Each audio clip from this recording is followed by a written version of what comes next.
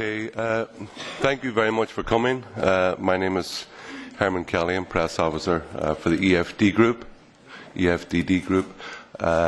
We're here for the press conference for Mr. Nigel Farage, MEP, and I'll just let him say a few words, and then we'll have questions after that. Thank you very much. Yeah, Herman, thanks. Good morning, everybody. The 23rd of June. Well, in one way, it was unremarkable, because all the United Kingdom did was to vote to become a normal country again. Normal countries have their own parliaments, make their own laws. Normal countries have their own courts. Normal countries control their own borders and decide who can come and live and work and settle in there. But, and you could argue that there are already 183 countries in the world that celebrate Independence Days, and that all we did was to become the 184th. But I guess it wasn't quite as simple as that, because what was achieved on June the 23rd was a remarkable victory for the little people, ordinary people, decent people, against the big corporates, the big banks, big politics, wealth, power. And that was why it was a remarkable victory, because Project Fear, or even Project Threat, that we saw during the campaign, did frighten an awful lot of people. Despite that, we've won.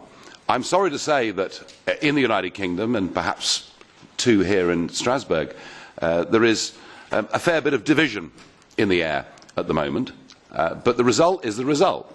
We're not going to have a rerun. This is not going to be like Denmark or Ireland. It isn't going to be like the Netherlands or France, where they were basically ignored back in 2005. This result, I'm certain, will stand, and I'm certain that we are going to leave the European Union and get back our sovereignty.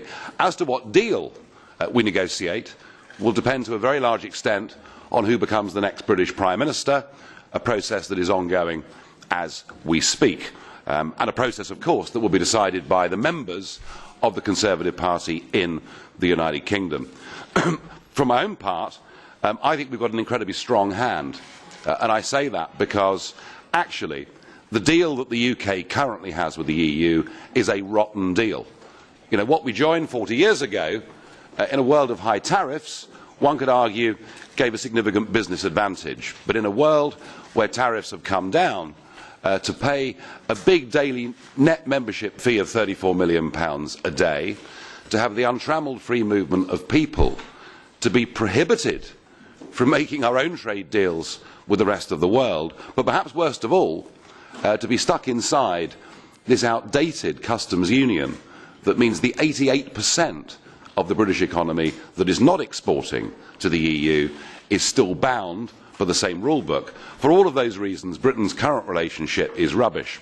And I hope we see a strong Prime Minister that recognises that in the commercial world it is the customer that is king, and we are the customer. The trade deficit between the UK and the EU is now approximately 70 billion sterling every year, and with elections coming up next year in France and in Germany, I would expect to see German car manufacturers and French wine and champagne producers putting big pressure during that electoral process for a common sense deal to be reached with the United Kingdom. If no deal is reached at all at the end of the Article 50 process, and if we do revert to what is the worst case scenario, namely WTO and tariffs, even that is better than where we are now, and we'll be free to do our own thing with the rest of the world. So I'm happy with the result. I'm bullish about British prospects, but I do think we need to explain to a lot of the young people in Britain that we haven't left Europe. All we've done is to leave behind a failing political union, and we will continue to go on holiday and have student exchanges, and life will carry on, you know, totally sensibly, but we'll do so as neighbours with each other, not part of the same union. And I think it's very irresponsible of people like Bob Geldof and Tony Blair and others to effectively say we should ignore this referendum result. That simply isn't going to happen. And I do feel that our result offers a beacon of hope to movements right across the European Union. And it's fascinating to see opinion polls now in Denmark, suggesting that in a referendum there they may well vote to leave. In the Netherlands, similar. The Czech Republic. Even in Italy, there was an opinion poll that showed 48% of Italians would now vote to leave the European Union. Either way, nothing is ever going to be the same again. I do believe that this project, the European Union project, is now dying. And we've got some big red letter days coming up already. The 2nd of October, for example, when the Hungarians vote on migrant quotas, when the Austrians rerun their presidential elections. The other feature that you will see over the course of this summer is the Eurozone crisis is back, not just with the next round of Greek repayments coming up over the course of the next few weeks, but with a deteriorating and I think pretty worrying situation in the Italian banking sector, where the red lights are flashing pretty clearly. I, for my own part, as you will know, have stood down as leader of UKIP in the United Kingdom. I won't be leading the party into the next sets of national domestic elections. I've done that because I came into politics from business. I'm not a career politician, and I think I've done my bit with getting a Brexit vote in that referendum. But I will see my time out here. We will oversee, once Article 50 has been triggered, the negotiation process to see how it's proceeding. And I do find myself now freer, and I will be working with parties and political movements across the rest of Europe who are looking to get their independence back too. I know there's been a huge demand this week to do interviews with all of you, and I just haven't got the time to do it, hence the press conference, and I'm happy to take as many questions as I possibly can. So just for myself, I'd like to say I'm immensely proud to have been a part of, along with UKIP, of what they've achieved. As an Irishman, I've kind of like the foreign battalions, and I'm very proud of it, and hopefully, as Nigel says, nothing will ever be the same again in the European Union. So just just to set out the ground rules, only taking, because it's a press conference, I'm only taking questions from journalists. So if you put up your hand, please, if I call you, if you state your name, your media organisation, and also whether your media organisation receives any money from the European Union. Quite right. Yeah. Quite right. So you're in trouble. Fiora. Catherine Fiore, EU reporter, and we do not receive any money from the European Union. Very good. Today, you've described this victory as a victory for ordinary and decent people. But don't you think ordinary and decent people deserve a debate that was based on facts and not lies? One of the most preeminent lies in this discussion was the €350 million per week that will be going to the NHS. A lot of people feel so deceived that they were lied to on this point. It may not have been a point that was made by the Leave.eu campaign, but there were other lies, there were other misleading facts. Okay, we'll take that question. Yeah, I mean, look, you know, the 350 million a week gross figure, actually it's higher than that, but then there's a rebate and then there's money that comes back. And I think, you know, I've said all the way through, I think it was a mistake for the official campaign to portray it in that way. They didn't need to do that, because even after the rebate, and even after the money that comes back, whether it's for agriculture or regional development or research, even after all of that, you know, net, unarguably, in the government's pink book of statistics, it's £34 million a day, £10 billion a year. So they didn't need to do that. Are we going to be better off?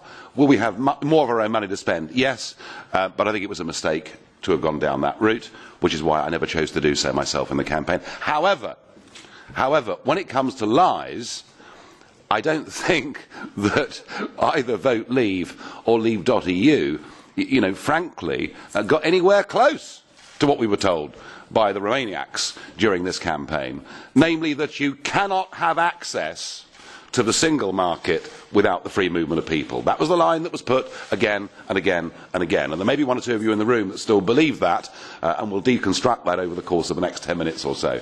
You know, every country in the world has access to a single market. In fact, if you look at last year's trade figures, 1.4 trillion euros worth of goods were bought by European consumers from countries with whom there is not only no free movement of people, but in most cases there is no trade deal of any kind at all. So it is always regrettable at the end of any election campaign, at the end of any referendum, that either side can point at the other and say they weren't telling the truth.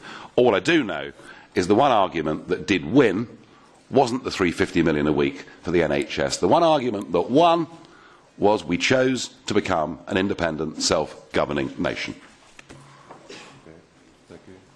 Your good self. Thank you very much. My name is Enrique Cerveto. I work for the Spanish newspaper ABC. I was trying. Well, I would like to mention your words, saying that has been a victory for normal and decent people. That is meaning that the people who vote for Remain are not decent or normal. And the other question is, because we don't know, of course, the future, if it doesn't exist yet, but maybe you are wrong, and in a reasonable period of time, the economical situation, the result of the Brexit is not as you expect, and maybe can happen, And are you ready to ask to the people for pardon you or reconsider your opinion about the European Union in case of there is a reasonable evidence that the Brexit has been a failure from the economic point of view, for example, or social point of view? What I meant by ordinary decent people was not the vested interests. That was the point I was making. Not part of giant industrial lobbies for whom the European Union has been one of the best things that's ever happened. I mean, let's be perfectly clear, the EU is very good for some people. And if you're a giant corporate, this is fantastic. It's the first time ever you've effectively, through the system of lawmaking via the European Commission, been able to set the rules for your own industry. And that's wonderful, because you can make it really tough for small and medium-sized competitors to challenge you in the marketplace, and perhaps pharmaceuticals would be a very good example of that. The other point, of course, from the perspective of the big companies, is that the customs union that is called the single market, as if it's some sort of soft, cuddly puppy, effectively is a protectionist club. And what it means for European consumers is cars we buy from all over the world are more expensive, shoes, bras, food, everything we buy from all over the world is more expensive as a result of being in this club. And again, it rather suits big companies to be part of something that keeps consumer prices as high as possible. Okay, to the meat of your question, what if the economics of Brexit aren't as I think they're going to be? Well, all I can say is I think the economics of the Eurozone are likely to be more troubled and more plagued than the economics of the United Kingdom. But ultimately, what the British people voted for was freedom over economic arguments. We said we don't want to be governed by Anna Brussels at the European Commission. We want to be a normal, self-governing, democratic nation. And that is the argument that won this referendum. And as far as economic scare stories are concerned, well, the worst, this is the way we've got to look at this, the worst case scenario is that at the end of the 2 years there is no renegotiation and the German Chancellor and the French President decide that they're happy to risk hundreds of thousands of jobs in their countries, because given the net balance of trade, if trade was to diminish, there is greater risk on their side than our side. Even that worst case scenario, from an economic perspective, is better for the UK than where we currently are. And we've got the opportunity here, to go through 41 years of legislation and start to repeal laws that put massive business on Britain's 5 million small businesses. So I'm optimistic about the economics, but whether I'm right about that, whether I'm wrong about that, we have voted to be a free, independent, democratic nation, and the voters took the view that that was more important than being told they'd be better off or worse off. Good self. Adam Fleming from the BBC, and as you know, the Daily Politics doesn't receive any money from the EU. We can discuss that later. We can discuss that later at length. In a few years, neither you nor any other British MEPs will be here anymore. is there anything at all that you will miss? Oh, on a personal level, I shall miss it enormously. I've had an absolute whale of a time. I mean, if you'd said to me that I'd come to the European Parliament in the first place for this ridiculous little party called UKIP that nobody had ever heard of, that would have shocked me. And indeed, the day I was elected here, I simply couldn't believe it. But to think that at the end of my time here, that they've given me seat number 20 in the plenary, and dear old Juncker sits in seat number 21. I mean, you couldn't make it up, could you, really? So I shall miss the theatre, and I shall miss the drama that there's been inside the European Parliament. And also, I'll miss, I guess on a personal level, I'll miss being the pantomime villain. I've just so enjoyed them all booing at me and shouting. It's been wonderful. So that part of it I'll miss. What I won't miss, and what none of us will miss, is the travelling to get here. Because if you live in Scotland or one of the far-flung parts of the UK, it's sort of 12 hours each way getting to Strasbourg and back. And I'll miss the friendships that we built and made with other MEPs. I could say to you other Eurosceptic MEPs, but actually, there are decent people in politics on both sides of every argument. So the social side of it I'll miss, but politically I won't miss it at all. And in particular, voting. The system of I challenge any of you as journalists, after a voting session here, just stop any MEP at random and ask them, what have you just voted on? And they will give you a very good impression of a goldfish. Because literally no one knows. As you walk into the chamber, you're given a sheath of papers like that, and if it's amendment number 56, you put your hand up or press a button, and that whole side of it I won't miss. What I look forward to is, I do look forward to coming back to Strasbourg, though, maybe 5 years or 10 years down the road, when this European Union ceases to exist, when we don't have flags and anthems and armies and presidents, but we do have a Europe, based on the late 1940s Strasbourg-based idea of a Europe of nations through a Council of Europe, where as neighbours we'll work together, trade together, cooperate together. Who knows? I may turn into the most pro-European politician of the lot by arguing for a positive alternative to this.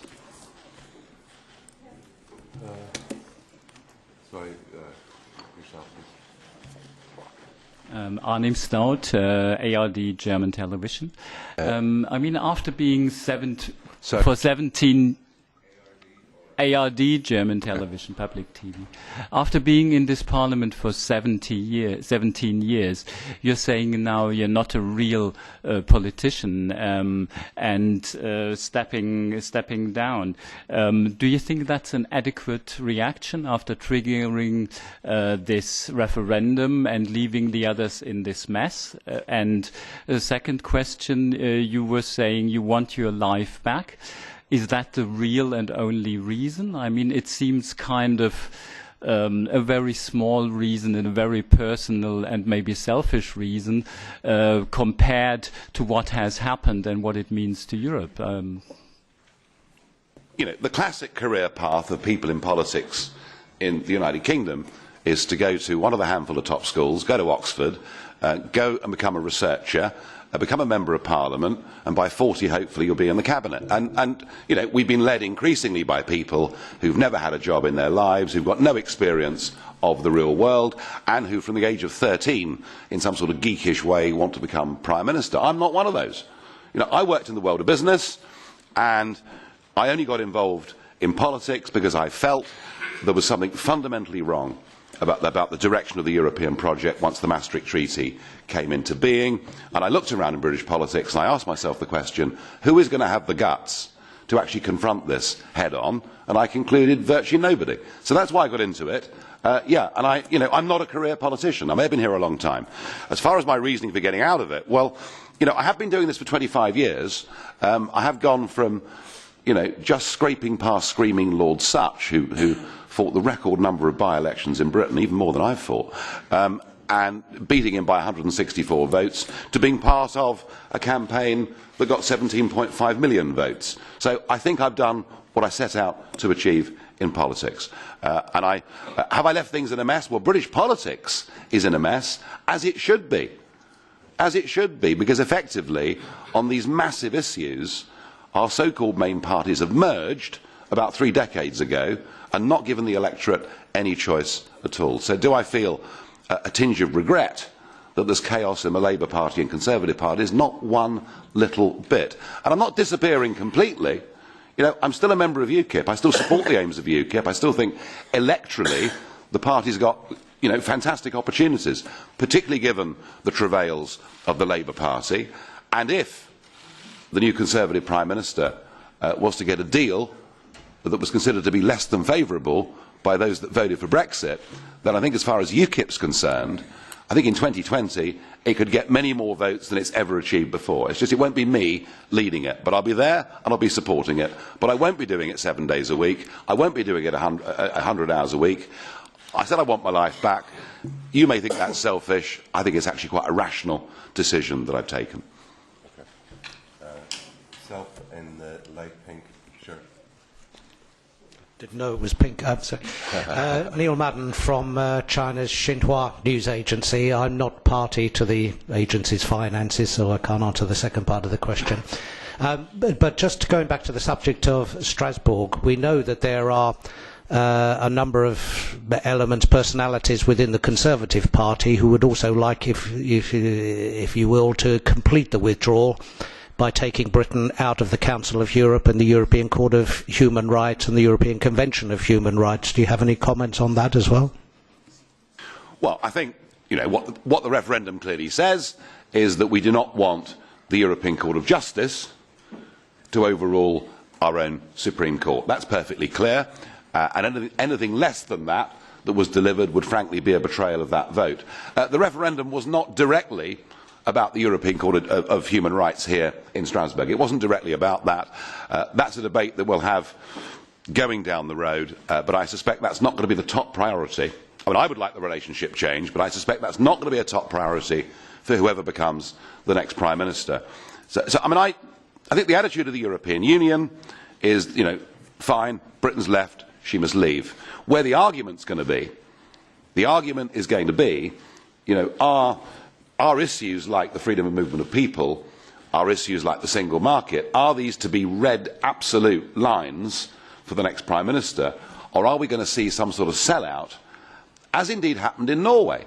You know, the Norwegians in '94 voted not to join the European Union, and then without being asked, they were signed up for the single market and signed up for Schengen. So these are going to be the great battle lines of British politics, you know, over the next 2 or 3 years, and indeed may become central parts of the 2020 general election manifesto. I hope that's not the case. I hope the Conservative Party have the wisdom to choose a candidate that will trigger Article 50 as soon as is reasonably possible, and recognise the strong hand that we've got, put a good negotiating team in place that includes people from other political parties to represent the vote, and indeed some business figures who actually know their way around the German car industry and the French wine industry. And I hope that we don't need to have this argument in 3 years' time that we left the EU but got a rotten deal. We'll have to see. Ms McKiernan.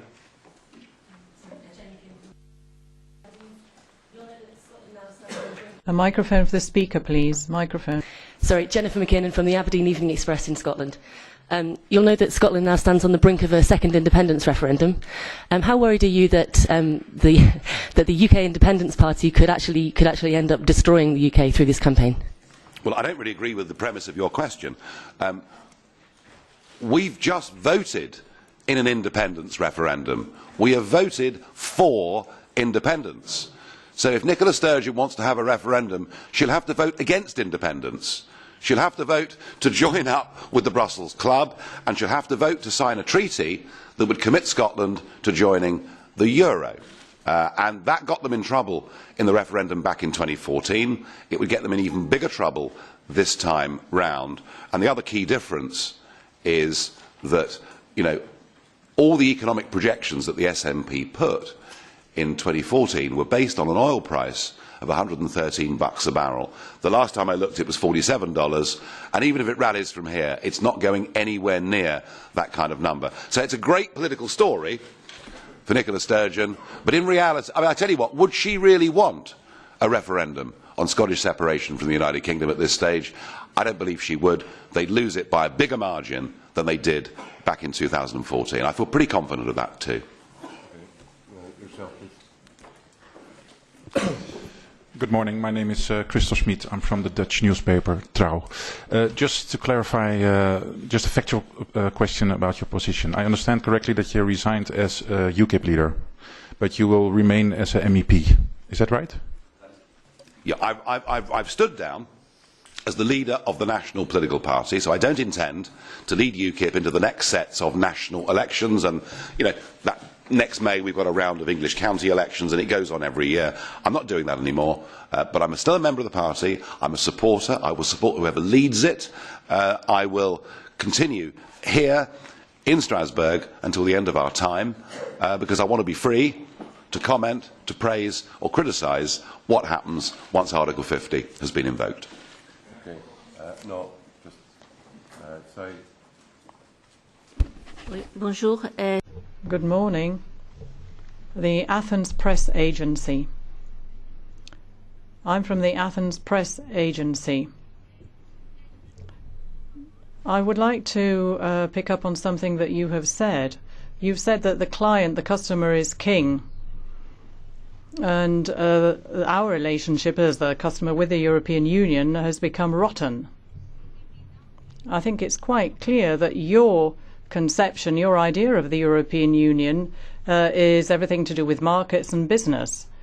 So a question that I have is, if that is your understanding and idea of the European Union, well, what about your own place in the European Union? Because it was actually created in the view of the Founding Fathers with a completely different vision, because it came after the two great wars, the two great world wars, which had caused such dreadful damage in Europe. And very often you have said, you refer to the fact that you yourself are a businessman.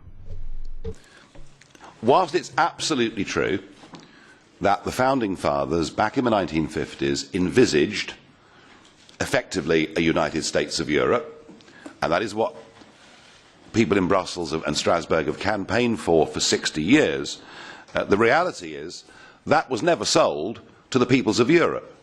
And certainly our country joined a common market.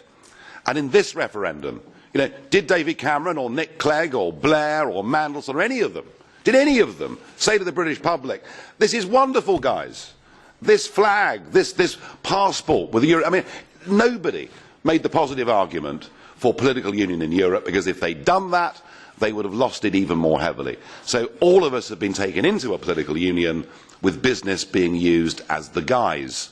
It was called the common market 41 years ago. Today it's called the single market, as if that's all it's about. So no, I've always said this project is political, and to me the sheer dishonesty of the European Union project is that the first time that the EU was really open with the peoples of Europe about their intentions was when Giscard chaired the Constitutional Convention, and then that was put to the people in France, it was put to the people in the Netherlands. They rejected the concept of political union, and yet sneakily, through the back door, they got the Lisbon Treaty. And I genuinely do not believe there is any such thing as a European demos. I don't think actually that it exists. And I think what Britain has done is to open up the door for the end of political union. I will, if I'm asked to come to the Netherlands or wherever it may be, to help movements that want to get a referendum on their independence, I will help them to do so. I'm afraid I think the European project is illegitimate in that it's never been sold to the peoples of Europe openly and honestly. Well, there's a straight answer. Political, please. Tara, I think it's the last question as well, because okay. we're on time. Okay. This is Tara Palmieri with Politico. I just wanted to ask you, since obviously you're resigning from your post as leader of the UKIP party in the UK, this will lower your national profile. So will you continue to use a security service paid for by the European Union while you are still working for the European Union? I wasn't aware that I was, but thank you for telling me. £15,000 a day. It's been reported that it costs. No, I don't use EU security services at all. In fact, I don't even get any protection in the United Kingdom of any kind at all from the police or anybody else. It all has to be funded out of private donations.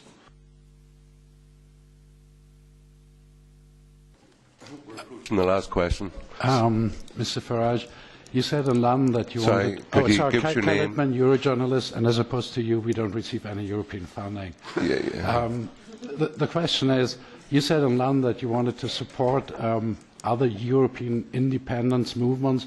Does that mean concretely that you will work with Geert Wilders, Frauke Petry, Marine Le Pen in their national campaigns? No. No, there are. It doesn't just have to be political parties. You know, and one of the inspirations for that was the referendum on the Ukraine that was triggered in the Netherlands, that was triggered by a non-party political group of young independent bloggers. And I think that if you look at that, and if you look at the way Five Star are transforming the landscape of Italian politics, I think there are other ways now to do this, using the internet and pushing popular campaigns. Okay. Just, yeah, I'm sorry, I think I've been told we have to get out here pretty sharpish. I'd like to thank everybody for coming. I'm sorry that everyone hasn't been able to have an individual interview with Nigel, but please understand that the volume of requests was too high, and that's the reason we've had this press conference today. So thank you very much, and safe home.